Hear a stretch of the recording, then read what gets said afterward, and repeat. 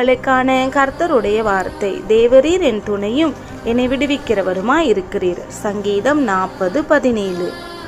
ஆடு மேய்த்து கொண்டிருந்த தாவீது எழுதின சங்கீதத்தில் தேவரீர் என் துணையும் என்னை விடுவிக்கிறவருமாய் இருக்கிறீர் என்று. ஆம், அவன் ராஜாவாய் மாறின பின்பு அவனுக்கு விரோதமாக சவுல் எழும்பின போதெல்லாம் அவனுக்கு துணையாக சவுலின் மகன் யோனத்தான் இருந்தான். தாவீதுக்கு ஆபத்து வரும்போதெல்லாம் தாவீதை தன் தகப்பனிடத்தில் இருந்து காப்பாற்றி தப்பிக்க வைத்தது இந்த யோனத்தான். ஆனால் இவனும் ஒரு நாள் மரித்து போனான். தாவீதுக்கு தன்னுடைய பிள்ளைகளின் நிமித்தமாக வந்த எல்லா பிரச்சனைகளிலும் அவனுக்கு எந்த மனுஷனுடைய துணையும் இல்லை. அவன் எங்கெங்கோ ஓடினான். ஆனால் அவனுக்கு துணையாக தேவன் மாத்திரம் கடைசி மட்டும் இருந்து அவனை விடுவித்தார்.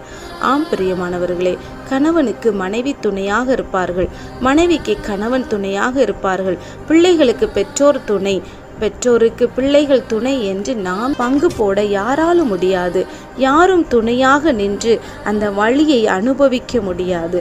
ஆனால் இயேசு நமக்கு துணையாக இருந்து அந்த வழியை குறைத்து அதிலிருந்து விடுதலையையும் தர வல்லவராயிருக்கிறார்.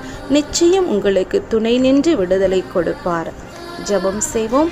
அன்பின் பரலோக பிதாவே, இந்த வீடியோவை கேட்டு ஜெபிக்கிற பிள்ளைகளுக்கு நீங்க கொடுத்த இந்த வசனத்தின்படியே அவர்களுக்கு நீங்க ஒவ்வொரு நாளும் துணையாக இருக்கிறதற்காக ஸ்தோத்திரம். அப்பா, பிள்ளைகளுக்கு வருகிற எல்லா சூழ்நிலையில் இருந்து நீங்க அவர்களை விடுவித்து பாதுகாப்பாய் நடத்தி கொண்டிருக்கிறதற்காக ஸ்தோத்திரம். உம்முடைய சமூகத்தில் எங்களை தாழ்த்தி அர்ப்பணிக்கிறோம். இயேசுவின் நாமத்தில் ஜெபிக்கிறோம் நல்ல பிதாவே, ஆமேன். இன்றைக்கு ஜெபம் பண்ணுங்க, வேதம் வாசியுங்க, குடும்ப ஜெபம் பண்ணுங்க. கர்த்தர் உங்களை ஆசீர்வதிப்பாராக.